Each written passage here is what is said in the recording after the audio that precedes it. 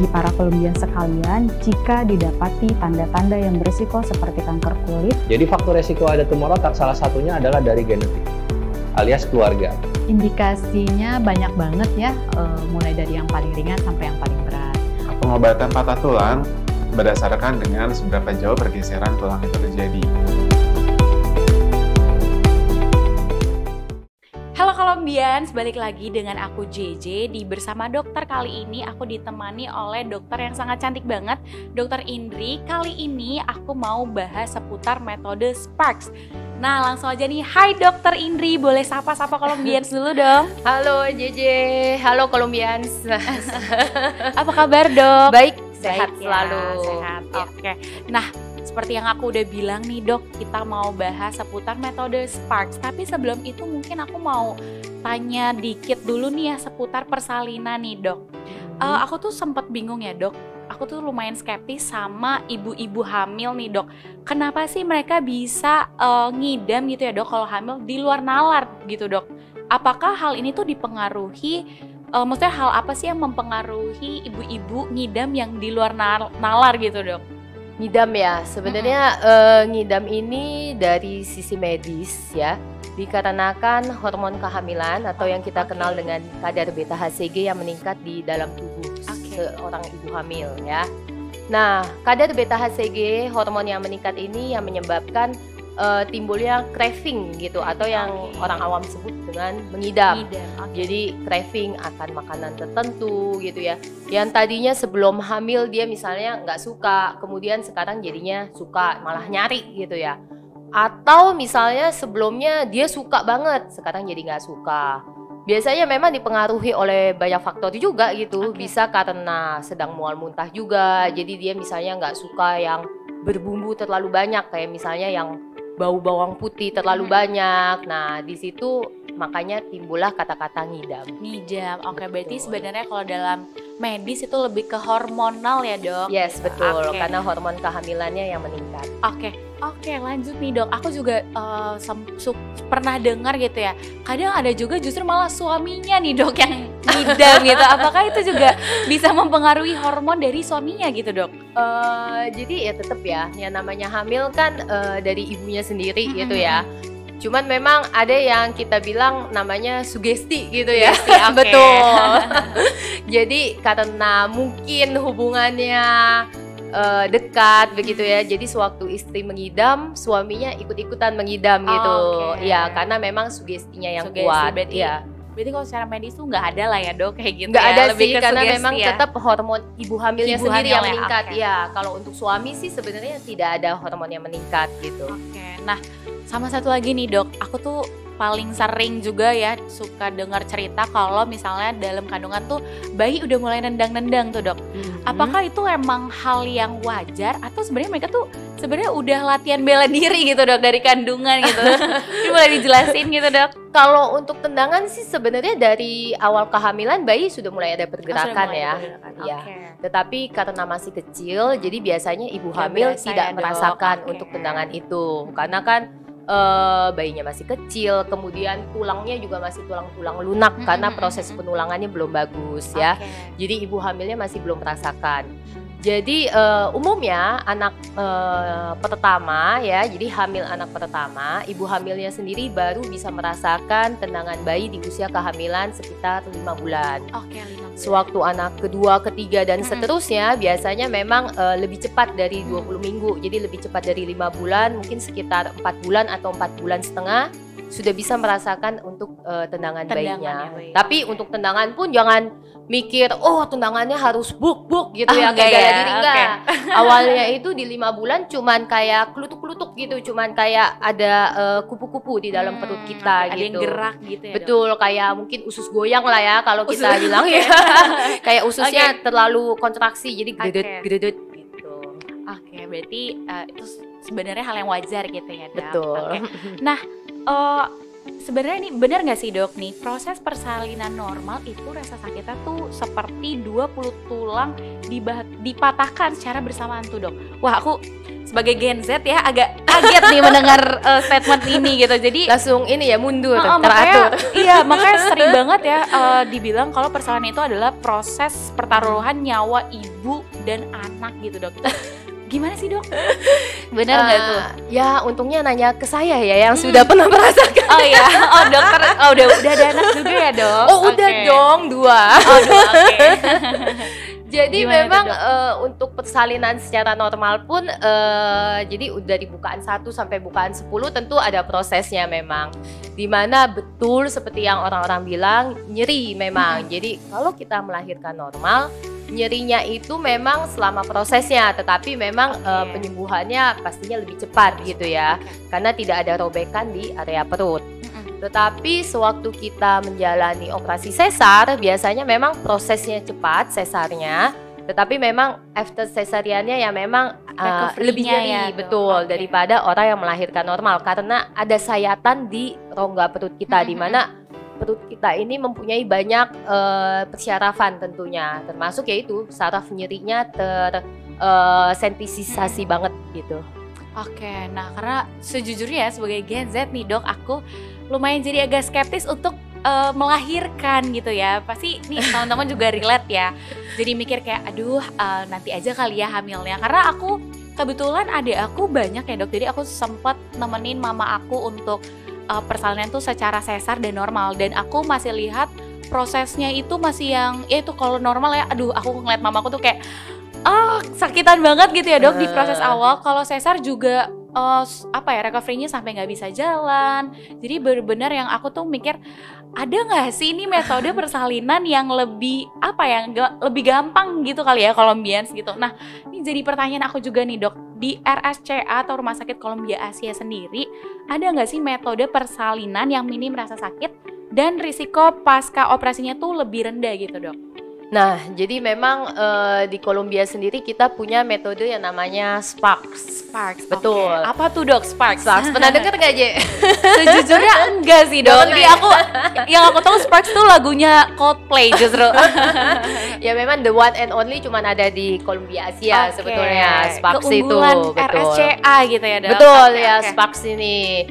Jadi Sparks ini adalah metode persalinan secara sesar tentunya tanpa rasa sakit, karena memang berawal dari keinginan dokter-dokter gitu ya, inisiator gitu di Columbia Asia pada orang yang melahirkan secara sesar ya. Ibunya dituntut untuk bangun setelah sesar, setelah operasi untuk menyusui, memandikan anak-anaknya pastikan ya. Tetapi mungkin pada operasi yang lain misalnya kayak usus buntu begitu ya, mungkin tidak ada tuntutan untuk harus cepet nih mobilisasinya, geraknya gitu ya, untuk bangun, mandiin bayinya, ngurusin anaknya, menyusui, itu tidak ada tuntutan seperti itu ya. Betul. Karena ada tuntutan seperti itu pada ibu-ibu yang setelah melahirkan ya, tentu makanya kita mengembangkan suatu metode namanya metode Sparks, di mana adalah metode persalinan sesar ya, tanpa rasa sakit tentunya. Oke. Nah kira-kira Sparks sendiri nih kepanjangannya apa sih dok? Jadi Sparks itu adalah singkatan sebetulnya dari Speedy. Singkatan. Yes. Agak grogi nih dok, sorry. Dari Speedy and Painless Recovery After Cesarean. Oke, berarti Speedy and Painless. Metode persalinan gitu ya dok. Oke. Nah kira-kira yang membedakan dari Sparks sama ERAK sendiri itu apa sih dok? Yang aku tahu kan ERAK tuh sebenarnya sama-sama sesar juga ya dok. Tapi kira-kira apa sih yang membedakan nih? Nah, jadi karena memang Sparks itu cuma ada di Columbia, tentu perbedaannya ada banyak sih sebenarnya ya. Kita bisa mulai dari pre-operasi atau sebelum operasinya ya, di mana pasien pasti kita akan persiapkan secara optimal gitu ya. Pasti ada persiapan darahnya gitu ya. Jadi jangan sampai pasien mengalami kurang darah atau anemia. Kemudian pemeriksaan darah sebelum operasi itu wajib dilakukan supaya hasilnya pun optimal. Jika ada kendala pasti kita akan melakukan antisipasinya. Lalu yang berikutnya pasien tentu harus bertemu dengan dokter bius juga gitu ya, karena anestesi ya, Dok? Betul, anestesi, karena tak kenal maka tak sayang ya. Sometimes gini, pasien kan ada juga yang tidak pernah bertemu dengan dokternya gitu ya sebelum operasi gitu ya. Betul, itu yang menyebabkan rasa ketegangannya gitu ya, tensionnya itu pasti meningkat gitu ya, dia pasti stres, apalagi pasien tidak pernah menjalani operasi apapun sebelumnya ya. Jadi pasti akan bertemu dengan dokter bius atau dokter anestesi, kemudian mendapatkan konseling kembali, dijelaskan kembali apa sih yang akan kita kerjakan nanti di kamar operasi. Tentunya dengan harapan kalau misalnya nanti masuk ke kamar operasi, pasien pasti udah kenal ini dokternya nih yang waktu kemarin ketemu gitu kan ya. Bener, pasti dia akan feel lebih safe. Comfort ya. Betul. Nah itu ya memang mau kita tawarkan gitu untuk pasien-pasien gitu ya. Kemudian itu sebelum operasinya. Kemudian di hari H operasi untuk persiapan puasanya pun berbeda. Pada Sparks memang 6 jam sebelum operasi diharuskan untuk terakhir makan ya. Tetapi 2 jam sebelum operasi diwajibkan untuk minum cairan yang tanpa ampas. Jadi cairan yang liquid, yang manis dan tanpa ampas gitu. Nah itu pasti membantu tentunya karena kan pada ibu hamil kita tahu sendiri gitu ya, telat makan aja udah langsung kelaparan kayak gitu ya. Ngemilnya banyak ya, Dok. Betul. Nah itu biasanya window atau jendela puasa yang agak panjang gitu, 6 jam sebelum operasi itu untuk orang biasa normal aja aman gitu ya, tetapi untuk ibu hamil mungkin berat gitu ya. Jadi dia kayak nggak bisa menahan haus biasanya. Makanya sebelum operasi 2 jam sebelumnya malah diwajibkan untuk minum yang manis-manis ya. Kemudian saat operasinya tentu kita akan menawarkan sesuatu yang berbeda pastinya gitu, selain metode khusus yang dikasih gitu ya. Betul, Dok, yang diberikan. Ada comfortnya begitu kan ya. Begitu masuk kamar operasi pun semua pasti akan terasa lebih homey gitu. Dimana di Columbia sendiri suami bisa ikut mendampingi masuk ke dalam kamar operasi. Betul. Tentu hal ini memberikan support yang luar biasa ya pada seorang ibu hamil ya. Karena dukungan dari orang yang paling dekat sama dia tuh ada gitu, ikut masuk ke situ, ya nggak? Berikutnya setelah operasi nanti akan ada teknik bius lagi yang akan dilakukan oleh dokter anestesi sehingga meminimalisir rasa sakit itu sehingga membuat hal ini menjadi sparks, menjadi painless. Sesuai namanya sparks gitu. Yes, painless kita bilang ya. Untuk sparks sendiri setelah operasi pun ada yang namanya pendampingan dari bidan atau perawat ya untuk membantu mobilisasinya gitu ya. Jadi karena kita cepet gitu ya pemulihannya, tidak ada rasa sakit, jadi ibu yang setelah melahirkan dengan metode Sparks bisa langsung duduk gitu ya. Gitu ya, Dok. Betul, di kamar perawatan ya. Nah itu tentu agak takut-takut juga kan ibunya ya kalau tidak ada pendampingan. Nah dari kita sendiri kita menyediakan pendampingan. Betul ya, kapan waktunya duduk nanti diberikan pendampingan tentunya dari kita. Berarti udah jelas banget nih teman-teman, Colombian Sparks ini tuh yang membedakan nih dari RX adalah yang pastinya dari hospitality-nya dan metodenya juga ya, Dok, pasti ada yang berbeda. Jadi buat teman-teman juga nih Colombians yang lagi hamil dan lagi cari rumah sakit mungkin ya untuk persalinan, langsung aja ke RSCA ini. Jadi jawaban yang paling tepat buat teman-teman yang lagi cari rumah sakit untuk bersalin. Dok, jadi aku jadi tahu nih ya bedanya RX dan Sparks lain. Nah, kalau untuk manfaatnya sendiri kira-kira, Dok, apa sih kira-kira nih dari Sparks? Manfaatnya tentu karena speedy and painless, pasti tentunya berguna pastinya untuk ibu dan bayinya. Karena painless, tidak ada rasa sakit, ibu pun jadinya mau bergerak lebih cepat mobilisasinya untuk duduk gitu ya, untuk mencoba berjalan, mencoba menggendong bayinya ya. Bayangkan kalau misalnya kita masih ada rasa sakit gitu ya, istilahnya aduh ngurusin diri sendiri aja belum sanggup ini ya nggak sih, kita masih anak ya. Betul, kita masih dealing dengan diri sendiri nih, rasa sakit, terus udah tiba bayinya suruh nyusuin, suruh gendong gitu kan ya. Tentu itu yang menyebabkan Sparks ini menjadi metode unggulan begitu.